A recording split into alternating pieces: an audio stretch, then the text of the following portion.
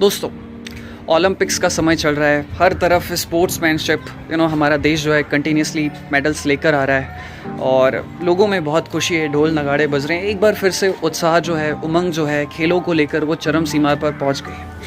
क्योंकि मैं physical education का स्टूडेंट रहा हूँ, तो आज मैं आप लोगों के सामने ओलंपिक से रिलेटेड वो नहीं, मैं इसकी बात नहीं करने वाला कि ये मेडल्स ऐसे आए, ये आए, किसने क्या लाया। ओलंपिक से रिलेटेड कुछ बातें जो है डीपली आप लोगों के सामने रखना चाहूँगा। खिलाड़ियों के बारे में कि खिलाड़ी की ज़िंदगी कैसे होती है ओलंपिक्स के दौरान या ओलंपिक से पहले, क्या होता है, किस तरीके से सारी चीज़ें होती हैं, किस तरीके से वो मेडल लेकर आते हैं। ये चीज़ें आज मैं आप लोगों के सामने रखना चाहूँगा। ओलंपिक्स में जाना आई थिंक हर एक खिलाड़ी का मकसद होता है, बट ये जो बड़े बड़े टूर्नामेंट्स होते हैं, जैसे कोई चैम्पियनशिप हो गई, एशियन चैम्पियनशिप हो गए, टूर्नामेंट्स हो गए, ओलंपिक्स हो गया, ये जो बड़े बड़े टूर्नामेंट्स होते हैं, लोगों को लगता होगा कि यार एक जो एथलीट होता है, जो बड़े बड़े कॉम्पिटिशन्स खेलता है, उसकी जो लाइफ है वो बड़ी ग्लैमरस होती है या वगैरह वगैरह, एक फैंटेसी होती है ना हर एक नॉर्मल व्यक्ति के दिमाग में। लेकिन ऐसा शायद मेडल लेने के बाद होता भी हो। लेकिन मैं आप लोगों को बताऊं कि जो व्यक्ति, जो एथलीट ओलंपिक्स जैसी टूर्नामेंट्स के लिए प्रिपेयर करते हैं, ओलंपिक्स के पहले, कुछ महीने पहले, कुछ सालों से पहले, उनकी ज़िंदगी में जो सूनापन होता है ना, जो अकेलापन होता है ना, वो शायद ही कोई व्यक्ति फील कर सकता है। एंड एक बार जब कोई खिलाड़ी प्रिपरेशन मोड में आ जाता है, फिर उन्हें कोई मतलब नहीं होता कि उसके दोस्त क्या कर रहे हैं, मोबाइल में क्या चल रहा है, कुछ ट्रेंडिंग चल रहा है, क्या भलता चल रहा है, दुनिया में क्या चल रहा है, क्या हलचल हो रही है, उन्हें उससे कोई मतलब नहीं होता। अगर वो अपनी प्रिपरेशन मोड में है तो सिर्फ और सिर्फ एक फोकस होता है, और वो ये होता है कि बस मुझे मेडल लेकर आना है। और मैं आपको इसका एक किस्सा शेयर करना चाहूँगा। आप लोग, ये जो सनक होती है ना मेडल लाने के लिए, देश के लिए या अपने लिए, कुछ लोग अपने लिए खेलते हैं, कुछ लोग देश के लिए खेलते हैं, तो ये जो सनक होती है ना, ये बड़ी भारी होती है, बहुत भारी होती है और बहुत हैवी होती है। इसको हम कैलकुलेट नहीं कर सकते, इसको नापा नहीं जा सकता। मैं आपको बताना चाहूँगा कि मेरे पास जो एक एग्जांपल है वो सुशील कुमार से रिलेटेड है।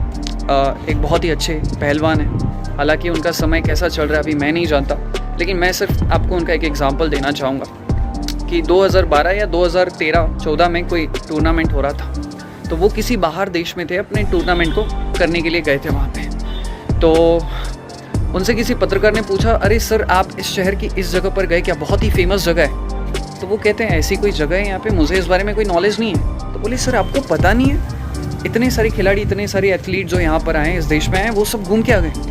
तो बोले मुझे इससे क्या करना है, मैं इस जगह पर आया हूँ सिर्फ और सिर्फ मेडल लेने के लिए। तो ये होता है फोकस कि कोई मतलब, मैं आया हूँ सिर्फ यहाँ पर मेडल लेने के लिए। मैं आप लोगों के सामने डेडिकेशन का एक और किस्सा रखना चाहूँगा। ये किस्सा है मैरी कॉम से रिलेटेड। एक बार की बात है, 2012 में शायद लंदन में एशियन गेम्स हो रहे थे। तो उस एशियन गेम्स के पहले जो थी मैरी कॉम जो थी, वो वहाँ पर पटियाला में जो NIS है, नेशनल इंस्टीट्यूट ऑफ स्पोर्ट्स में, वहाँ पर प्रैक्टिस करने के लिए आई थी। तो जैसे ही लोगों को पता चला, अरे यार यहाँ पर मैरी कॉम आ रही है, तो पत्रकार आ गए, लोग आ गए वहाँ पर, कुछ ऑटोग्राफ लेने के लिए, कुछ इंटरव्यू लेने के लिए, कुछ जो कुछ भी आप समझ सकते हैं, इतना बड़ा खिलाड़ी आ रहा है तो किस तरीके का इन्वायरमेंट होगा। तो मैरी कॉम कुछ देर बाद वहाँ पर आती है, चुपचाप आती हैं, लोग उनको देखते हैं, वो चुपचाप उनको प्रणाम करके चली जाती है और वो अपने रिंग पर पहुँचती है और वहाँ पर वो 1-2 घंटा जो भी उन्होंने प्रैक्टिस की और फिर वो चुपचाप चली गई। आप सोचिए, एक खिलाड़ी जो इतनी सादगी से आता है, अपना काम करके चला जाता है। नहीं तो अगर एक सामान्य व्यक्ति होता तो हाँ चलो आप फ़ोटो खींच लो, इंटरव्यू ले लो। तो फिर किसी ने उनसे पूछा कि जैसे लंदन का जो एशियन गेम्स था वो ख़त्म हुआ, वो वहाँ पर ब्रॉन्ज़ मेडल जीतती हैं। फिर किसी पत्रकार ने उनसे यही सवाल पूछा कि हम वहाँ पर आपका इंटरव्यू लेने आए थे और आपने बस चुपचाप हाथ जोड़कर चले गए। तो वो कहती हैं कि जब मैं रिंग पर उतरने के लिए जा रही हूँ, जब मैं जिम पर हूँ, अपना वर्कआउट कर रही हूँ या मैं अपनी प्रैक्टिस के लिए जा रही हूँ, तब मैं सिर्फ यही सोचती हूँ, मैं सिर्फ अपने प्रतिद्वंदी के बारे में सोचती हूँ कि मैं उसको कैसे मारने वाली हूँ, मैं उसको कैसे पीटने वाली हूँ। बस उस समय मेरे दिमाग में और कुछ नहीं चल रहा होता है। उस समय मेरे दिमाग में हर कोई मेरा दुश्मन होता है और बस मेरे दिमाग में ही होता है कि मैं उसको कैसे पीटने वाली हूँ। तो आप समझ सकते हैं कि एक खिलाड़ी की ज़िंदगी में सिर्फ एक ही चीज़ होती है, उसकी मेहनत एंड फोकस सिर्फ एक चीज़ पर, कि वो है मेडल। हालांकि बहुत सारे खिलाड़ियों का रवैया अलग भी होता है। कुछ लोग बहुत ज़्यादा घुल मिल जाते हैं लोगों से, अगर कोई बात करने आए तो वो बात कर लेंगे, अपना ऑटोग्राफ दे देंगे वगैरह वगैरह। बट हर किसी की ज़िंदगी अलग होती है। लेकिन ओलंपिक्स के पहले, बड़े टूर्नामेंट्स के पहले हर खिलाड़ी शांत हो जाता है, सारी दुनिया से कट हो जाता है। और इसका एक रीज़न ये है कि कुछ खिलाड़ियों से, जैसे कि विजेंदर सिंह से पूछा गया कि भाई वो बड़े मिलनसार खिलाड़ी हैं, लेकिन ओलंपिक्स के पहले, बड़े बड़े टूर्नामेंट्स के पहले वो भी बहुत शांत हो जाते हैं। तो उसका रीज़न वो ये कहते हैं कि हम अगर हम जितना कट हो जाएंगे उतना हम जो हमारा अवचेतन मन है, जो हमारा सबकॉन्शियस माइंड है, उससे डिसीजन ले पाएंगे एंड वो डिसीजन डेफिनेटली हमारे लिए बहुत बेटर होगा। तो इसी के साथ यार मैं इस पॉडकास्ट को समाप्त करना चाहूँगा।